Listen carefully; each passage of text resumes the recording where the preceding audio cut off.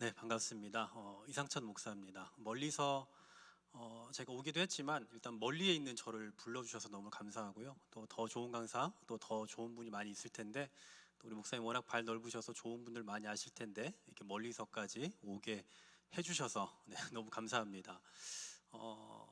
경산이라는 곳이 사실 저에게는 되게 좋은 기억이 남아 있는 곳이기도 하고요. 정말 오랜만에 이곳에 오기도 했는데 제 처음에 이 경산에 왔을 때 제가 서울에 오래 살다가 이제 경산으로 와서 사역을 할 때 왜 이렇게 사람들이 무섭지? 이 생각 정말 많이 했거든요. 뭐 말투도 무섭지만 성향 자체가 제가 그동안 접하던 이 대하던 사람들하고 너무 달라서 그 괴리감 때문에 너무 막 무섭고 힘들었어요, 초반에. 나중에 시간이 지나고 정말 더 좋은 분들이 많구나, 한번 마음 내주면 정말 다 주시는구나, 뭐 이런 마음도 갖고 정말 좋은 기억을 가졌는데, 방금 전 우리 목사님이 다른 구절을 읽었을 때 보통 같으면 그냥 그 다음 구절 읽어주시거든요. 근데 단 한 명도 안 읽는 거 보고 갑자기 무서워졌어요. 다시 오랜만에 예전에 느꼈던 우리 이 경상도 분들의 그 특유의 두려움을 제가 다시 오랜만에 느껴가지고 갑자기 마음이 되게 편했는데, 제가 목사님하고 지금 맛있는 거 먹어가지고 기분 되게 좋았거든요. 근데 갑자기 지금 조금 마음이 무거워졌는데 여러분 좀 잘 부탁드립니다. 오늘 좀 저를 어렵게 하지 마시고, 어렵게 왔으니까 같이 좀 즐겁게 하나님 말씀 나누고 들으면 좋겠어요. 저에게도 나름 굉장한 오늘 사실 헌신이 있었거든요. 여기 오기까지. 네, 제가 많은 걸 포기도 했고 뭐 굳이 그런 걸 구구절절 얘기할 필요는 없지만 어쨌든 제 나름대로도 정말 안 가고 싶다 막 이런 마음도 사실 한편으로 있었지만, 그래도 또 하나님이 뭔가 보내신 이 하나님 뜻이 있을 거라고 믿어서 왔기 때문에 뭐 저에게도 또 여러분들을 만나서 하나님 주실 그런 말씀에 대한 기대가 있고, 또 오늘 어차피 우리 뭐 청년부 수련회이기도 하고 또 동시에 금요성령 집회가 동시에 있기 때문에 이곳에 모인 모든 분들이 좀 동일하게 하나님께서 주시는 그런 은혜를 좀 풍성히 누릴 수 있었으면 좋겠습니다. 오늘 말씀의 제목이 반대를 반대하다라는 제목인데요. 유교나 힌두교가 지배하는 뭐 사회, 아니면 뭐 적어도 서구화나 산업화 되기 이전에 우리나라에서 성행했던 관념 중에 하나가 남아 선호 사상입니다. 남아 선호 사상. 조선시대 후기에 이 직계가족 제도가 조금 이렇게 강화되면서부터 이 남아 선호 사상이 좀 본격화되었던 것 같은데요. 뭐 많이들 알고 계실 겁니다. 예전에 우리나라의 그 조선시대의 그 이후에 많은 여성들이 아들을 낳지 못해서 고통을 당하고 어떻게든 아들을 낳아보려고 뭐 별의별 수단을 다 쓰고 했던 것들, 그리고 아들을 낳지 못해서 집에서 쫓겨났다고 하는 그런 이야기들도 많이 들어보셨을 거예요. 아니 혹시 이 중에 조금 연세가 많으신 분들은 아마 그런 시대를 겪어 오셨을 수도 있고요. 근데 여러분 요즘에는 어떻습니까? 요즘에는 산부인과 의사에게 물어보니까 이 출산을 앞둔 부부들 중에 한 70% 이상이 딸을 원한대요. 딸. 요즘 딸이 귀합니다. 네, 아들보다 딸이 귀한 시대거든요. 저도 처음에 이 아이를 가졌을 때 제발 딸이었으면 좋겠다라고 생각했는데 아들이 나왔어요. 너무 속상했는데 제 아내는 울더라고요. 아니 뭐 아들은 뭐 사람이 아닌가? 막 울 정도로 딸을 못 낳아서 너무 막 속상했던 적이 있어요. 그래서 둘째를 낳아야 되는데 또 아들 낳으면 어떡하지 막 걱정하고 걱정하던 찰나에 하나님께서 저를 불쌍히 여기셔서 다행히 딸을 주셨습니다. 네, 할렐루야. 이거 아멘 안 하셔도 되는데 이런 건 아멘 안 하셔도 돼요. 하나님 말씀이 아니기 때문에 안 하셔도 되는데 감사합니다. 반응해 주셔서 조금 마음이 풀리고 있어요. 제 마음이. 어쨌든 그 제가 딸을 낳게 돼서 너무나 기분 좋았는데, 딸을 낳고 나서 저도 좋고 제 아내도 좋았지만 더 좋아했던 분은 저희 집안 어른들이세요. 어른들이 저희 집안 거의 남탕이거든요. 근데 막 딱 딸이 나오니까 막 부모님들 너무 좋아하시고 너무 예뻐해 주시고, 뭐 손주 있는 분들은 다 아시겠지만 막 명절 때도 얼마나 챙겨주시고 얼마나 사랑해 주시는지, 뭐 당신들이 키워주실 것도 아니면서 맨날 어떻게 키워야 된다 어떻게 해야 된다 얼마나 막 잔소리 많이 하시는지, 제가 키우는 게 아니라 거의 할머니 할아버지가 키워주시는 것처럼 그렇게 잘 해주세요. 간식도 많이 사주시고 먹을 것도 많이 주시고 돈도 많이 주시고, 하여튼 뭐 얼마나 많이 챙겨주시는지 몰라요. 뭐 손주 두신 우리 할머니 할아버지들은 다 공감하실 겁니다. 이 손주가 생겼을 때 느끼는 그 기쁨, 그리고 손주를 챙겨주시는 그 마음들 우리 너무나 잘 알고 있죠. 근데 여러분, 이처럼 한 가정에 한 집안에 어떤 그 어린 아이가 태어났다라는 것은 그 가정에 있어서 경사예요. 사실 뭐 아들이냐 딸이냐, 옛날이야 뭐 남아서 선호 사상이네 뭐네 이랬지만, 지금은 솔직히 그냥 어린 아이가 태어났다는 것만으로도 사실은 굉장한 경사죠. 즐거운 일이고 기쁜 일일 겁니다. 그런데 만일에 어떤 집안에 평생 아이를 낳지 못하던 부부가 아이를 낳았다고 한번 생각해 보십시오. 평생 아이를 낳지 못하고 평생토록 뭐 수년간 결혼하고 나서 계속해서 아이를 낳기 위해서 기도도 하고 열심히 노력도 하다가 기적적으로 아이를 낳았어요. 게다가 그 집안이 그냥 집안, 보통 평민의 집안이 아니라 굉장한 가문이에요. 어마어마한 시족. 뭐 예를 들면 뭐 전주희 씨 몇 대 손, 아니면 뭐 경주 최 씨 몇 대 손, 뭐 이런 아주 굉장한 시족에서 이러한 기적의 역사가 일어났다면 그 집안 혹은 그 이웃 모든 사람들이 함께 즐거워하고 함께 기뻐하며 아주 함께 경사가 났다고 축하해 줄 겁니다. 오늘 우리가 읽은 이 본문의 배경이에요. 오늘 우리가 읽은 이 본문의 상황이 지금 이런 상황이라고요. 몇 해 전이 아니네요. 한 10개월 전쯤 하나님께서 천사를 통해서 사가랴라는 사람에게 내가 아들을 주겠다라고 약속을 하셨습니다. 그리고 그 10개월이 지난 후에 드디어 아들이 나왔어요. 드디어 나왔습니다. 그런데 아까 말씀드렸던 대로 이것은 그냥 노산이 아니에요. 나이가 많은데 아이를 낳은 정도가 아니라 기적입니다. 아이를 낳을 수 없는 이 엘리사벳이 아이를 낳게 된, 그것도 아들을 낳게 된 어마어마한 사건이에요. 도저히 아이를 낳을 수 없는 상태에서 아이를 낳았고, 게다가 이 집안은 굉장히 명망 있는 그런 집안이다. 이 집에 드디어 어린 아이가 태어났다라는 사실이죠. 그러니 여러분, 얼마나 많은 사람들이 즐거워하겠습니까? 가족뿐만 아니라 이웃, 친척 모든 사람들이 이 일에 대해서 기뻐하고 감사하고 즐거워하죠. 오늘 본문 58절이 바로 그 사실을 보여주고 있습니다. 58절을 한번 보시겠어요? 58절 우리 한번 같이 읽어주실 수 있나요? 네, 58절 이웃과 시작.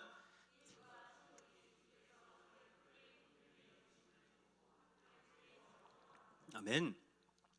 이웃과 친족이 주께서 그를 크게 긍휼히 여기심을 듣고 함께 기뻐했다, 즐거워했다. 네, 아주 기뻐하고 있는 상황이에요. 그리고 이제 이 아이가 난 지 8일째가 됐습니다.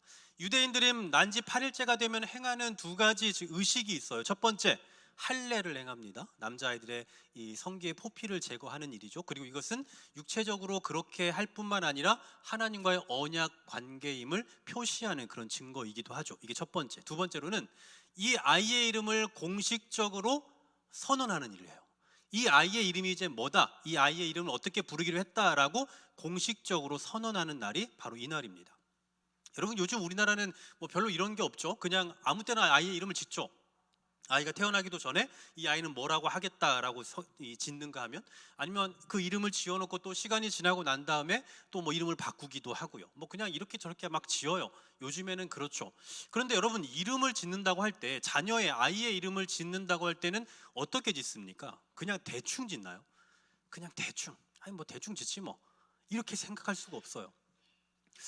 그 옛날 우리의 이 조상들은 왜 이름을 왜 그런 식으로밖에 못 지셨는지, 개똥이, 말똥이 뭐 이런 식으로 이름을 지었어요. 물론 워낙 고아가 많다 보니 그냥 이름이 뭔지를 알 수 없어서 편의상 그렇게 불렀던 그런 뼈아픈 그 역사를 방증하는 것이기도 하지만, 그런 역사와는 무관하게 정말 이름을 이해할 수 없는 식으로 짓는 경우들도 있는 것 같아요. 뭐 최근에 이 개명 신청을 했던 그 이름들 제가 좀 찾아보는 게 재밌는 이름들이 되게 많더라고요. 뭐 예를 들면 성이 인씨인데 이름이 분이에요. 분, 인분. 네. 성이 피씨인데 이름은 바다예요. 바다, 피바다. 실제로 있는 이름이에요. 실제로 우리나라에. 성이 강씨인데 이름이 도야예요. 도야, 강도야. 이게 뭡니까 이거? 왜 이름을 이렇게 짓지? 라는 생각이 들지만, 뭐 장난하려고 지었겠습니까? 자식의 이름을 장난으로 짓는 사람이 어디 있어요? 뭔가 이조차도 이유가 있겠거니라고 생각은 듭니다만, 그러나 어쨌든 우리가 이 아이의 이름을 지을 때는 그냥 아무렇게나 막 짓고 싶은 대로 짓는 것이 아니라 몇 가지 생각해야 될, 염두에 둬야 할 것들이 있죠. 예를 들면 이 아이의 이름을 뭐 순 한글로 지을 건지 아니면 한자로 지을 건지, 한자는 어떤 의미로 지을 건지도 생각해야 되고, 그리고 이 아이의 이름을 이렇게 지었을 때 학교 다닐 때 놀림 당하진 않을 건지 또 생각도 해봐야 될 것이고, 또 이 아이의 이름을 지을 때 그냥 뭐 부부간에 마음대로 짓는 것이 아니라 또 어른들에게 한 번쯤은 물어봐야 되고, 뭐 여러 가지 그런 상황들을 다 종합해서 짓는 이름이 바로 우리의 이름이에요. 그러니 여러분, 이 이름에는 얼마나 많은 부모의 고민이 담겨 있겠습니까? 근데 제 이름은 왜 이상천인지 저는 지금도 잘 이해가 되지 않아요. 좀 더 멋있게 지어줬으면 좋겠는데 왜 제 이름은 이상천이에요? 라고 제가 예전에 막 부모님께 많이 따져보기도 했고 했는데, 솔직히 저는 지금도 한자로 제 이름이 이상천 하면 많은 분들이 뭐 하늘 윗상 하늘천 이렇게 생각하시는데 전혀 그게 아니더라고요. 네, 서로상 일천천. 뭐 어쩌라는 겁니까? 우리 저 할아버지가 주셨다는데 도대체 이게 무슨 의미예요? 라고 물어봐도 뭐 별 답이 없어요. 지금도 그냥 그렇게 삽니다만, 뭐 왜 이렇게 지으셨는지 잘 모르겠지만 뭔가 이유가 있겠죠. 어쨌든 이름을 지을 때는 정말 신중하고 정말 심오하게 생각하고 고민해서 이름을 짓는다는 거예요. 하물며 지금 이 아이는 기적으로 낳은 아이잖아요. 게다가 명망 있는 집안의 그 장손으로 태어난 아이라고요. 그러니 이 이름 하나에 얼마나 많은 사람들이 관심을 갖겠습니까? 너무나 많은 사람들이 이 아이의 이름을 뭘로 지을 것인가, 난지 8일째가 되니까 이 아이 이름은 뭘까 고민을 해요. 그런데 아니나 다를까, 이미 그 집안 사람들이 이 아이의 이름을 지어놨어요. 이 아이의 이름을. 자, 59절입니다.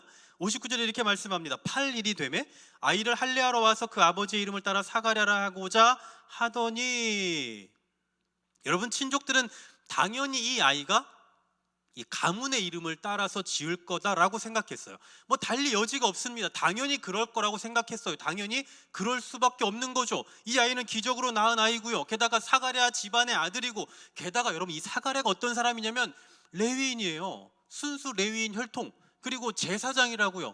명망 있는 집안의 아이예요. 그러니 달리 다른 이름을 지을 거라고 생각조차 할 수 없죠. 당연히 이 아이는 사가랴죠. 당연히. 그래서 친족들이 이미 이 아이의 이름을 사가랴라고 지어놓은 것 같아요. 그런데 이 아이의 엄마인 엘리사벳이 전혀 엉뚱한 말을 합니다. 자, 60절 말씀을 보십시오. 60절에 그 어머니가 대답하여 이르되 아니라 요한이라 할 것이라 하매. 자, 이거 우리말로 하면 어떤 의미냐면요, 아니요, 이 아이는 이미 남편과 제가 요한이라고 이름하기로 했습니다 라는 거예요. 이미 그렇게 얘기가 끝났어요, 이 얘기예요.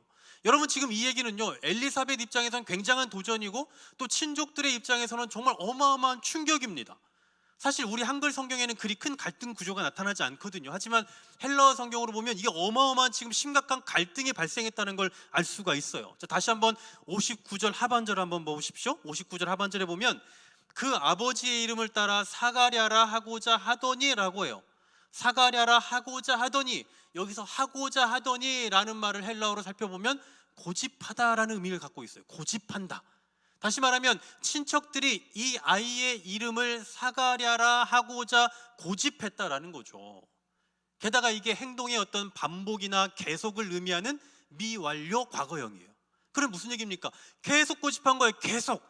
옆에서 사람들이 막 엘리사벳에게 야, 얘는 무조건 사가랴지, 사가랴야, 사가랴, 야, 너 무슨 얘기하는 거야, 사가랴다, 계속 고집하는 거예요. 혹자는 이것을 이렇게도 해석을 합니다. 그 사가랴라고 계속해서 고집했다가 아니라 이미 태어나기도 전부터 이 아이를 이 친족들이 다 사가랴라고 불렀다라고도 표현을 해요. 그러니까 이미 막 복중에 이렇게 배가 올라있을 때 사람들이, 친족들이 우리 사가랴야, 사가랴야, 예쁘게 잘 태어나렴, 이미 이름을 다 지어놓은 상태인 거예요. 계속해서 그렇게 이 아이에 대해서 사가랴라고 모두가 다 확정을 짓고 있었다라는 사실이죠. 그런데 엘리사벳이 지금 뭐라고 하고 있다고요? 60절 다시 한번 보세요. 그 어머니가 대답하여 이르되 아니라 요한이라 할 것이라 하매. 이걸 또 원어 성경으로 보면 그냥 아니다, 이게 아니라 결코 아니다, 영어로는 never에 해당하는 그러한 단어를 사용하고 있어요. 절대 아니다. 그래서 이 영어 성경들을 제가 막 찾아보니까 no라고 되어 있는데 뒤에다 느낌표를 막 붙여놨어요. 강한 어조로. 또 어떤 영어 성경은 must be라고 되어 있습니다. 반드시 뭐뭐여야 한다, 반드시 이 아이는 요한이어야 한다라고 얘기하고 있어요. 아니에요, 얘 요한이에요, 이게 아니라 얜 요한입니다 라고 아주 강한 어조로 지금 선언하고 있다라는 그런 이야기죠. 그러니까 친족들 간에 이미 심각한 갈등이 발생하고 있다라는 거예요. 그런데 그거보다 더 큰 갈등을 각오하고서라도 그 이름을 고집을 하고 있는 상태인 거죠. 그러고 보면 진짜 이 엘리사벳이라는 사람 대단한 사람이에요. 고집이 진짜 어마어마한 거죠. 그냥 그 이름 하나 양보해도 될 것인데 끝까지 그렇게 고집을 하는 거예요. 여러분 같으면 어떨 것 같아요? 이런 식으로 계속해서 친척들이 막 그 시어머니, 시부모님이 계속해서 막 몰아붙이고 친척들 다 와서 무슨 얘기냐라고 계속해서 쪼으면 어떻게 하겠습니까? 진짜 더러워서라도 그냥 사과라고 해. 라고, 우리 청년들만 들으세요. 우리 어른들에게 하는 얘기는 아니고, 그렇게 하지 않을까라는 생각이 들어요. 결국 이 답답한 친척들이 어떻게 하느냐면 아버지 사가랴에게로 가요. 아버지에게. 이제 여기에서 우리가 한 가지 의문이 드는 거죠. 왜 처음부터 친척들이 이 남편에게는 안 가고 왜 어머니에게 계속 가서 쪼고 있었는가? 그 이유는 뭐 오늘 본문에 나오지 않지만 이미 아까 앞서 제가 말씀드렸던 대로 약 10개월 전에 천사를 통해서 아들을 주겠다라고 약속을 받았잖아요. 그때부터 10개월간 이 사가랴는 말을 할 수 없었어요. 성경은 말을 할 수 없다라고 말하지만 실제로는 듣는 기능까지 마비됐을 걸로 보입니다. 그러니까 지금 이 험악한 장소에 이 아버지 사가랴도 있었던 거예요. 그런데 무슨 말을 하고 무슨 말이 오가고 있는지 전혀 들을 수 없고 말도 할 수 없는 그런 상태였던 거죠. 하지만 엘리사벳이 말을 듣지 않고 말이 통하지 않으니까 이제 이 친족들이 다 사가랴에게로 오는 거예요. 말도 듣지도 못하고 말도 할 줄 모르는 이 사가랴에게 와서 이제 묻는 겁니다. 대답을 할 수 없고 말도 할 수 없고 들을 수도 없으니까 뭐 서판 같은 데다 썼겠죠. 아니면 뭐 제스처로 물어봤든지. 그 질문의 요지는 이거예요. 이 아이의 이름 뭘로 할래?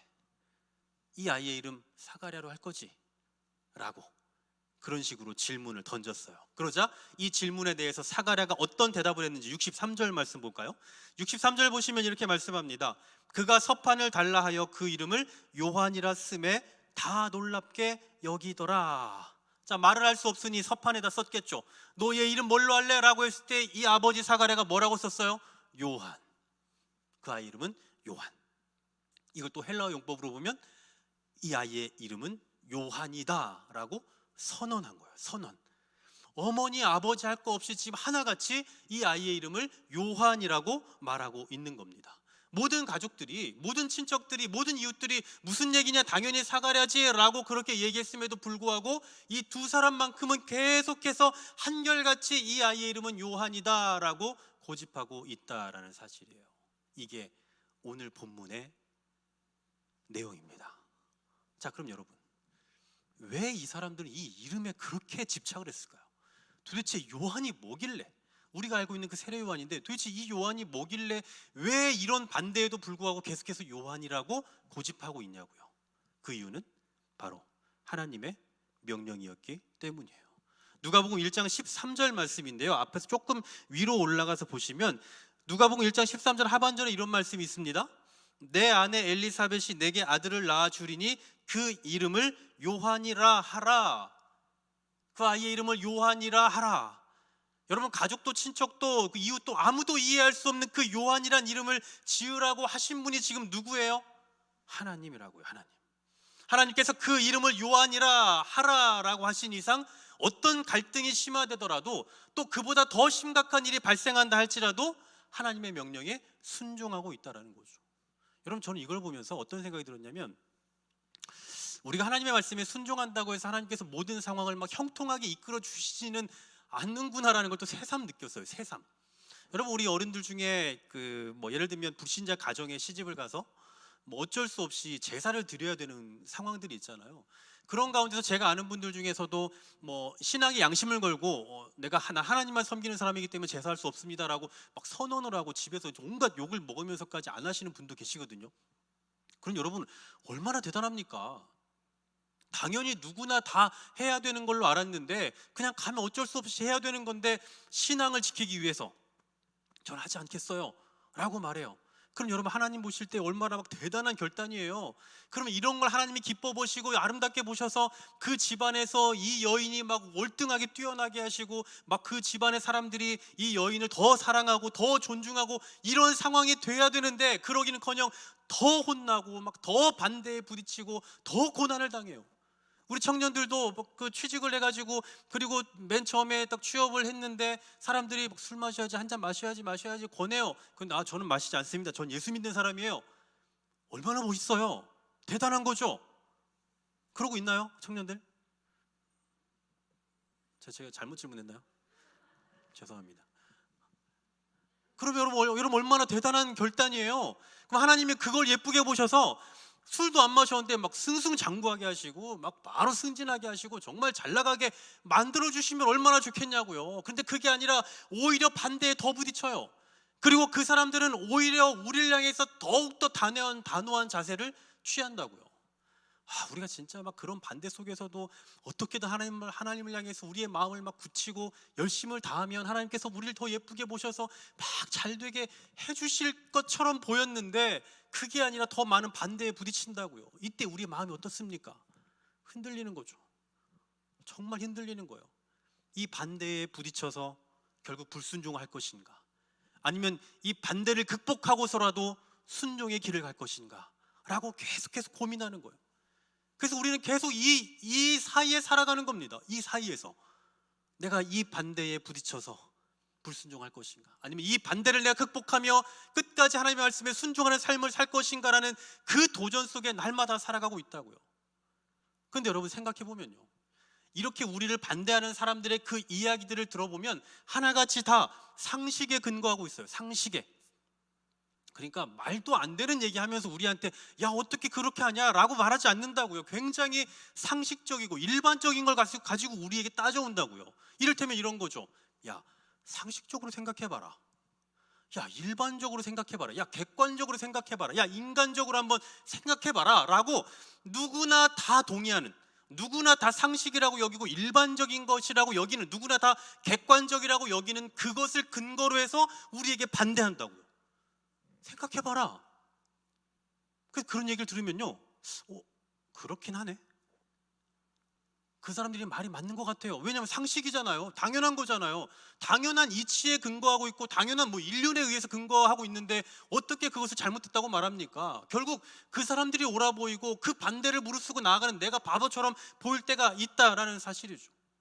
하지만 여러분, 우리는 이런 상식보다, 이런 기본보다, 이런 인륜보다, 이런 객관성보다 더 우위에 둬야 될 분이 있으니 누굽니까? 바로 하나님이에요. 그게 바로 신앙인이에요. 우리가 예수 그리스도 믿는 사람이다, 그리스도인이다 라고 얘기했을 때에는 그 안에는 이런 상식을 근거로 하는 그 반대 가운데서도 그보다 더 크신 분이 하나님임을 알고 그보다 더 큰 명령을 가진 분이 하나님의 말씀임을 기억하며 나아가야 된다라는 사실이에요. 바로 이러한 모습을 보여주고 있는 게 오늘 본문의 사가랴와 엘리사벳이 아닌가라는 생각을 해봐요. 여러분, 당시의 관례, 관습 이런 것에 의한 제도나 형식에 의하면 그 집안에서 요한이란 이름은 나올 수가 없었던 것 같아요. 게다가 이미 계속 말씀드렸잖아요. 이 집안은 제사장 집안이에요. 보통 집안이 아니라고요. 어마어마한 가문이라고요. 장손이라고요. 이 가업을 물려받을 장손이에요. 근데 이 아이의 이름을 상식적으로, 일반적으로 말도 안 되는 그런 일을 하고 있다라는 거죠.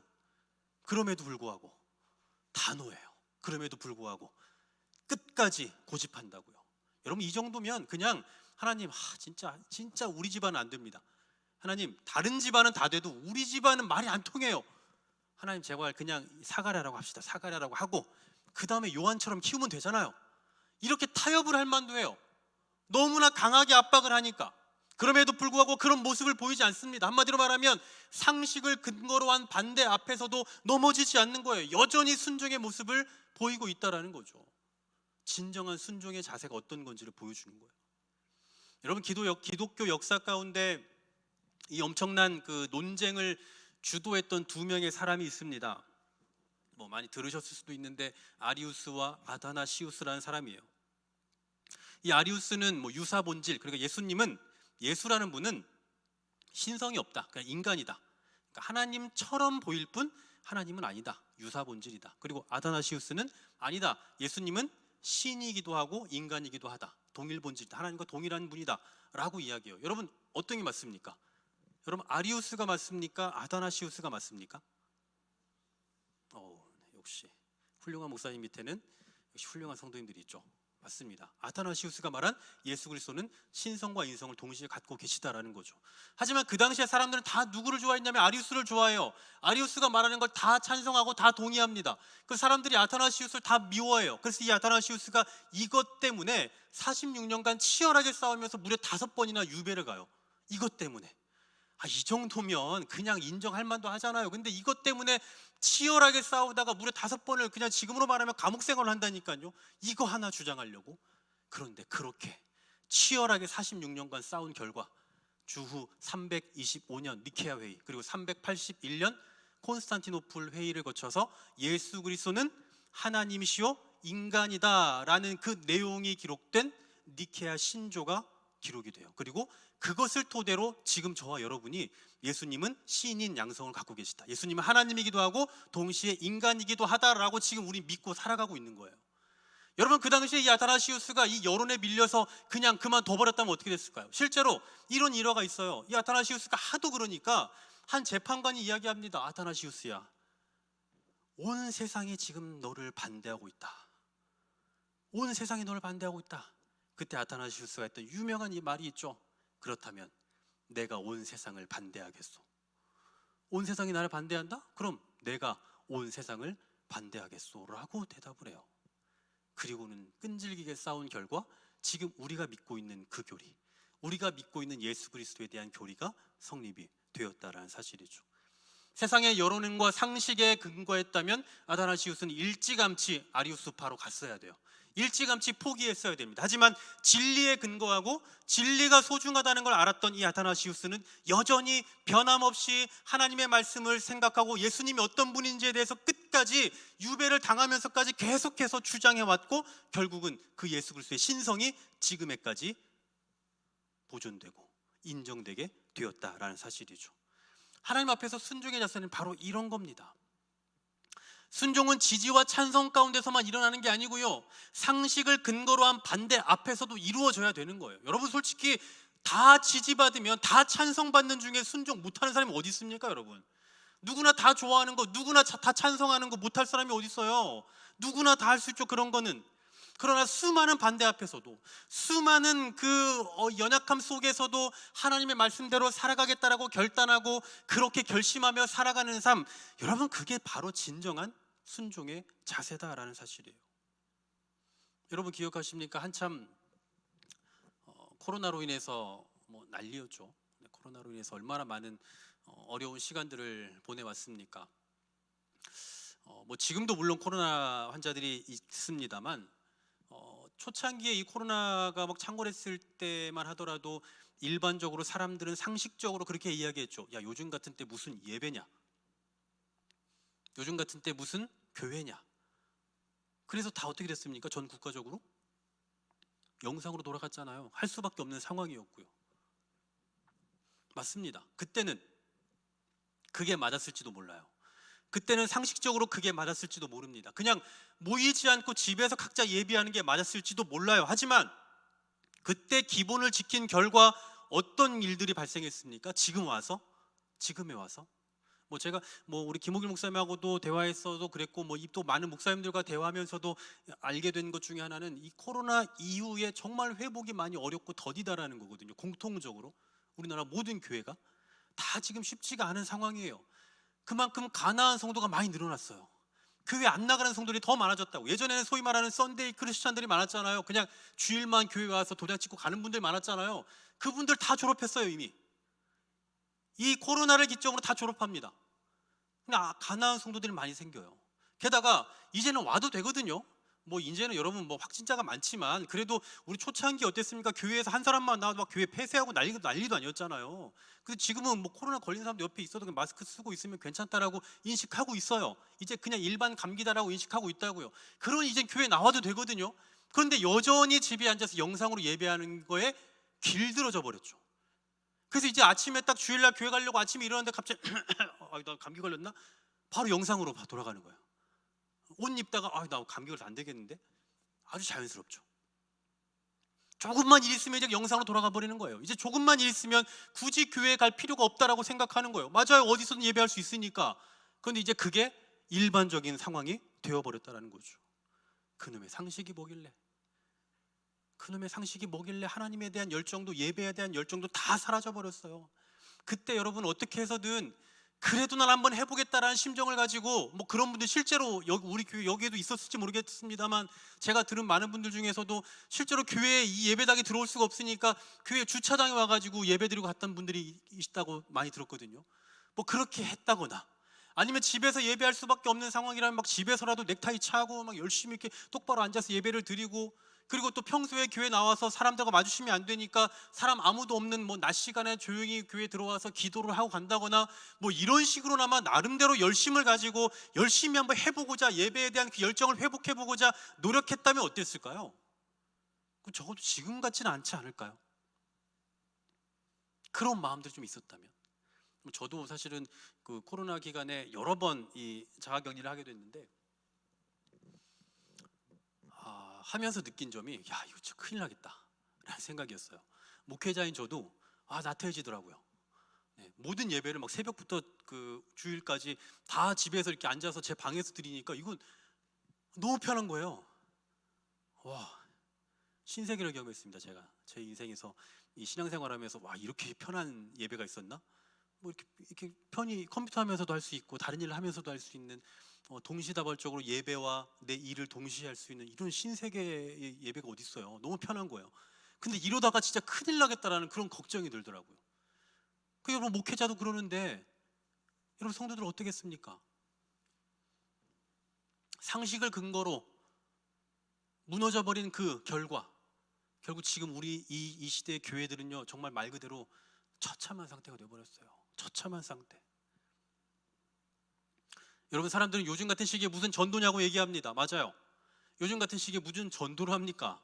여러분 생각해 보세요. 요즘에는요, 이 코로나 이후로 교회는 정말 세상에서 신뢰가 무너질 대로 무너져 버렸어요. 굉장히 이기적인 집단이라고 사람들이 이야기합니다. 아주 편협하고 독단적이고 자기들만 생각하는 사람들이라고 이야기해요.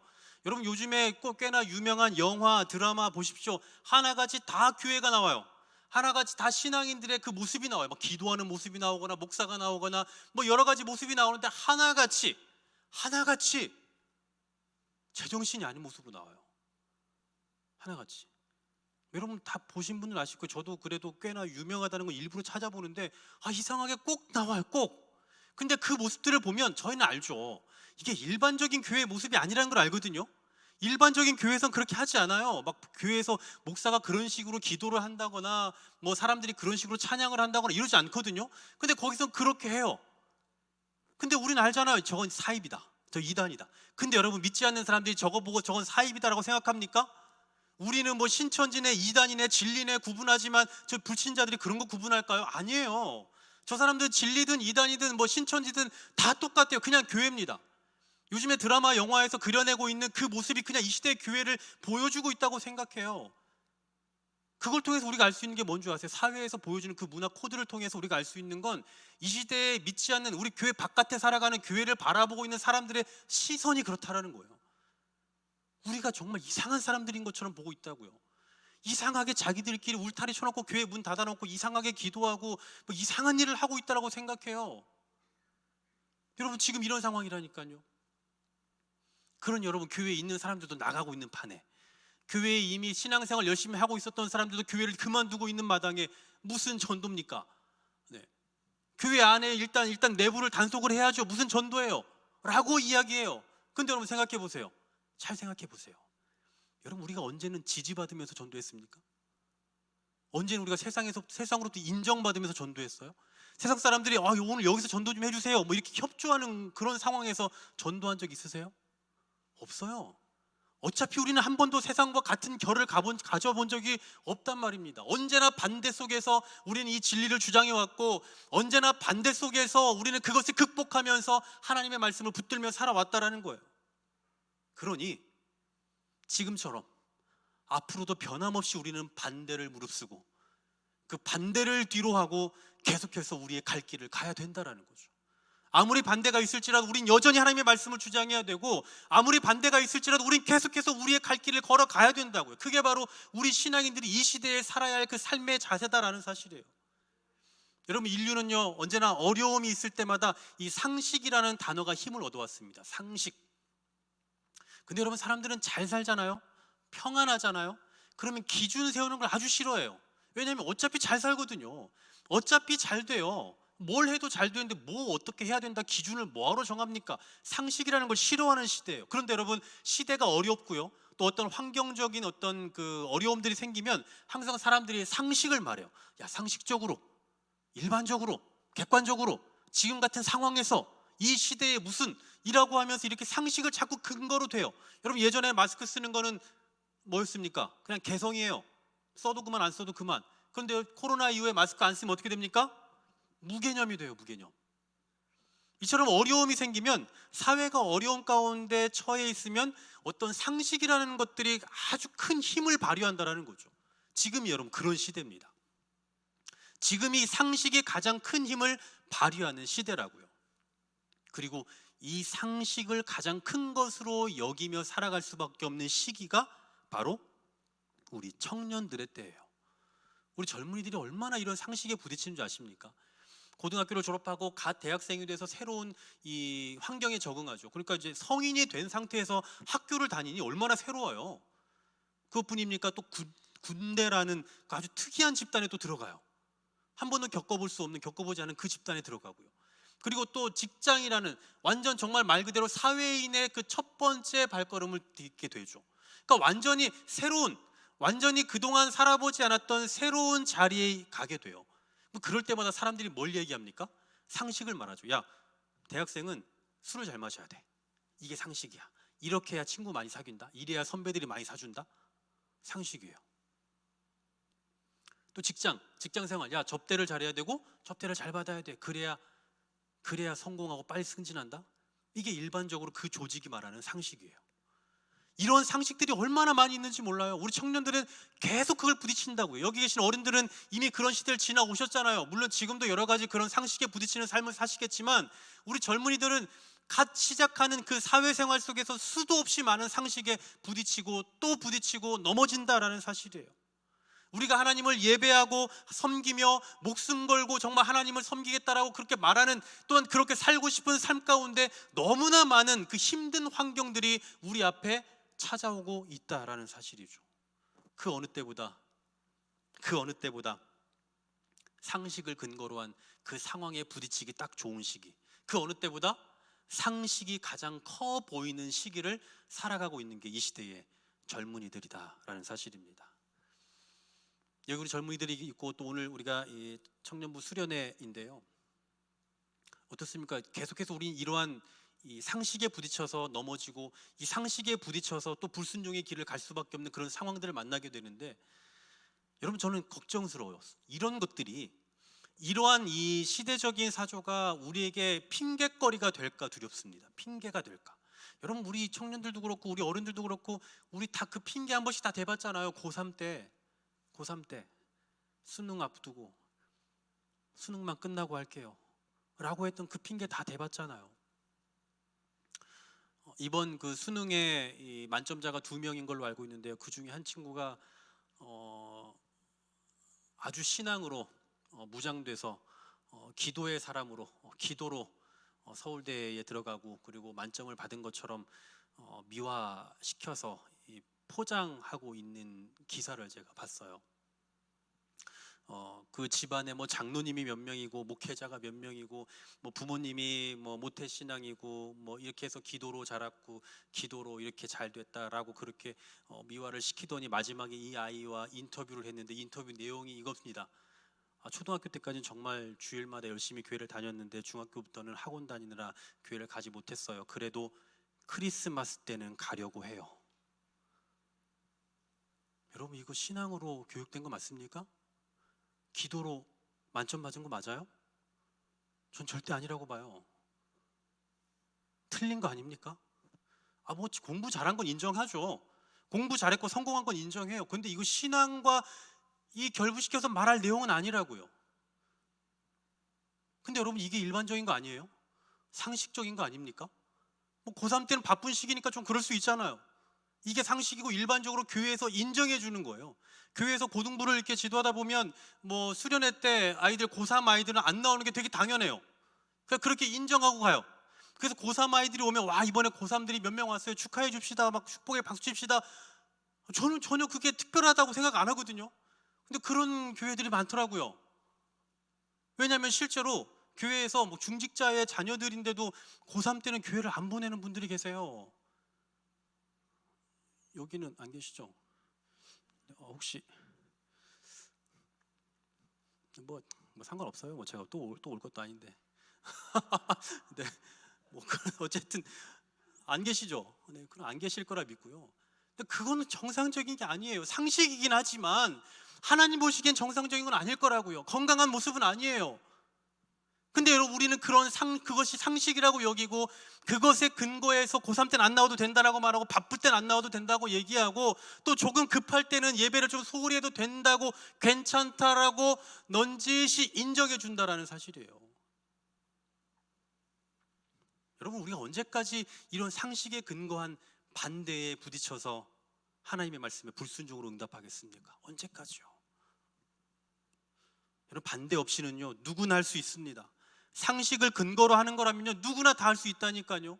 여러분, 이 사가랴와 엘리사벳이 아이의 이름을 사가랴라고 짓는 건 일도 아니에요. 요한이라고 이름을 지으려고 하니까 지금 이 난리를 치는 거지, 그냥 사가랴라고 지는 건 일도 아니라고요. 이건 상식이기 때문에 누구나 다 할 수 있는 일이고 너무나 쉬운 일이에요. 하지만 우리는 언제나 뭘 생각해야 된다고요? 우리는 상식 앞에 서 있는 존재들이 아니라 하나님의 말씀 앞에 서 있는 존재들이라고요. 우리에게는 상식이 큰 게 아니라 하나님의 말씀대로 살아야 되는 존재로서 하나님의 말씀이 우리 삶 가운데 가장 두려운 것이 되어야 되고 가장 무거운 바탕이 되어야 한다라는 사실이에요. 그래서 상식이 우선이냐 하나님의 말씀이 우선이냐라는 이 선택의 기로에서, 이 질문 앞에서 우리는 언제나 뭘 선택해야 되는 겁니까? 하나님의 말씀을 선택해야 된다라는 사실이죠. 여러분, 반대가 있어도, 그리고 그 반대의 근거가 상식일지라도 우리는 극복해 나가야 되는 겁니다. 여러분, 연어가 산란을 하기 위해서 바다에서 강으로 가잖아요. 강으로 가려면 어떻게 합니까? 강을 거슬러 올라가요. 많이들 보셨을 거예요. 그런 영상이나 또 그런 얘기에 대해서. 살이 찢겨지면서까지 올라갑니다. 산란하기 위해서 올라가는 거예요. 그래야 사는 거예요. 너무 힘들지만 그 반대가 있지만, 물결이 계속해서 솟구쳐 내려오는 그런 반대가 있지만, 그러나 그 반대를 무릅쓰고 올라가야만 사는 거라고요. 하나님의 백성들이, 우리도 마찬가지입니다. 세상에 우리가 하나님의 말씀 들고 나가면요 세상은 다 반대해요. 여러분, 오늘도 복음 들고 밖에 나가면요 다 반대합니다. 저는 목사로서 되게 억울한 것 중에 하나가 뭐냐면, 전 재밌는 것도 좋아하고 웃긴 것도 좋아하고 막 노는 것도 좋아하는데 수련회 가면 맨날 가장 재미없는 저녁 시간을 해야 돼요. 막 가끔은 짜증나요. 애들 막 낮에 내내 잘 놀다가, 재밌게 놀다가 딱 채가 나오면 막 다 자기 시작하는 거예요. 나도 재밌는 거 좋아하는데, 나도 막 놀아주고 싶은데 나는 가장 힘든 이 시간을 맡아야 된다는, 이게 억울해요. 때로는 지금도 좀 약간 그러려고 해요. 왜 나 혼자 이렇게 진지하게 지금 이러고 있는가라는 생각이 저도 모르게 갑자기 들어서 이 얘기를 꺼냈는데 왜 꺼낸지 모르겠네. 여러분, 그렇게 복음 들고 나가면 다 싫어한다고요.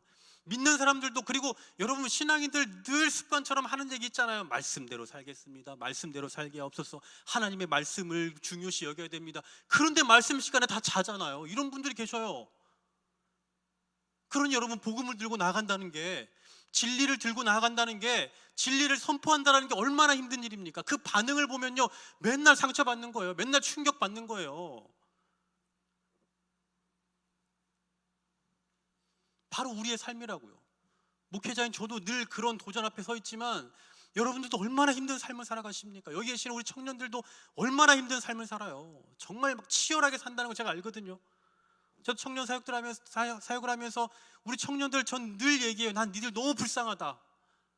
나도 너희 시대를 지내왔지만 너희 시대 때는 앞으로 한 10년 정도면 괜찮겠지라고 생각하거든. 근데 시간이 지나고 보니까 아직도 내가 고생하고 있더라. 니들 지금도 고생하고 있는데 앞으로도 고생할 거 생각하면 너무 불쌍하다. 너무 불쌍해요. 우리 청년들 얼마나 기대하며 삽니까? 여러분 다 기대하며 사셨잖아요. 근데 지금 기대대로 되던가요? 우리의 삶이? 한 10년 정도 고생하면 괜찮겠지라고 생각했는데, 그리고 10년 지나고 나니까 어떻던가요? 이제 괜찮던가요? 또 고생하며 살아가요. 또 부딪혀요. 우리의 신앙도 그래요. 좀 코로나가 끝나면 좀 나아지겠거니 라고 생각하지만, 코로나가 끝나면 어떨 것 같으세요? 또 똑같아요. 또 다른 것이 찾아옵니다. 또 다른 어려움이 찾아와요. 코로나 때만 잠시 문 닫고 유튜브로 좀 개설하고 영상으로 좀 돌리면 좀 나아지겠지, 어떻게든 신앙생활 유지할 수 있게 되겠지 라고 생각했지만, 코로나 끝나고 나 또 다른 문제가 발생해요. 그리고 또 넘어져요. 그리고 또 교회는 황폐해지고 피폐해집니다. 계속해서 부흥을 외치지만 부흥은 없어져요. 계속해서 차츰차츰 뒤로 가는 거예요. 계속 우리 앞에 문제, 난제, 계속 이런 것들만 생겨나는 거죠. 그 앞에 또 무너지고 또 넘어지고. 근데 이 모든 것들이 결국 무엇을 근거로 한다고요? 상식을 근거로 한다고요. 객관을 근거로 한다고요. 일반적인 걸 근거한다고요. 기초를 근거로 한다고요.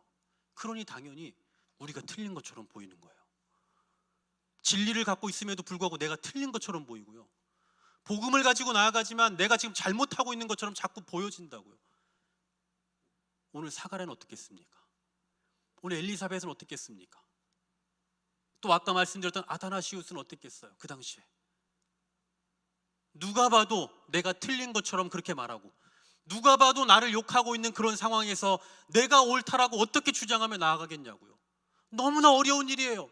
그럼에도 불구하고 끝까지 자신이 하고 싶었던, 자신의 말을 할 수 있었던 그 유일한 이유는 뭡니까? 하나님의 말씀이었기 때문이에요. 전 지금 여러분들에게 고집스럽게 사세요라고 말하는 게 아닙니다. 세상에 나가서 진짜 고집스럽게 여러분들의 고집을 주장하세요. 여러분들이 가지고 있는 생각을 마음대로 발산하세요. 이 얘기를 하는 게 절대 아니에요.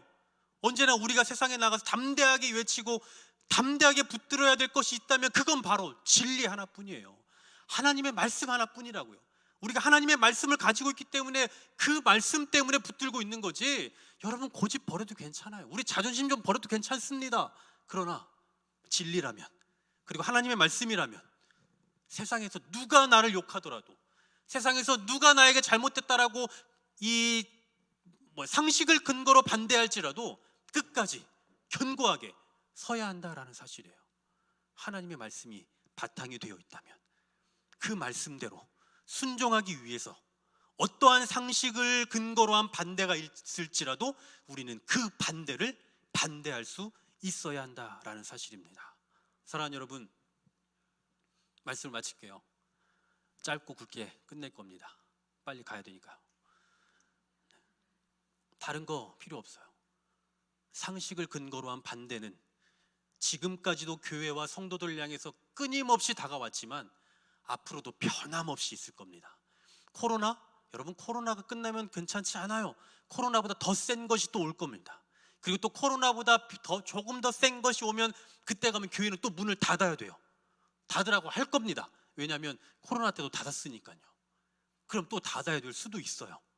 닫지 말자 이 얘기가 아니에요. 설령 닫는 한이 있더라도, 상식을 근거로 한 반대가 우리 앞에 끊임없이 펼쳐진다 할지라도, 그래도 우리가 하나님의 말씀이라면 어떻게든 붙잡겠다라는 그 소신을 가지고 서야 한다라는 사실이에요. 특별히 우리 젊은이들은 앞으로 살아가면서 만나게 될 수없이 많은 반대들이 있습니다. 그 반대에 부딪히더라도 괜찮아요. 여기 계신 어른들도 다 그 삶을 살아오셨고, 우리의 신앙의 선배들도 다 그 반대 앞에 살아왔어요. 그러나 그 반대를 극복하고 부딪히고 또 이겨내고 또 쓰러지면서 다시 일어나고 또 다시 오뚜기처럼 일어나서 그 말씀대로 살아와서 여기까지 오고 앞으로도 가게 되는 겁니다. 그러니 여러분, 반대가 있어도 괜찮습니다. 반대가 있어서 너무 고심하지 마시고 어려워하지 마시고 쓰러지지 마십시오. 쓰러져도 괜찮아요. 다시 일어나서 하나님의 말씀을 순종하시고 그 말씀대로 살아가겠다라는 결심을 하시기 바랍니다. 그래서 하나님께서 우리 대산교회를, 그리고 우리 청년들을, 대산교회를 섬기시는 교회된 모든 분들의 삶을 하나님께서 기뻐 받으실 뿐만 아니라 우리 가운데 하나님께서 허락해 주신 그 복음과 진리를 굳게 붙잡고 어떠한 세상의 반대 앞에서도 넘어지지 않고 담대하게 이 말씀을 붙들고 살아가는 우리 모두가 되기를 주의 이름으로 간절히 소망합니다.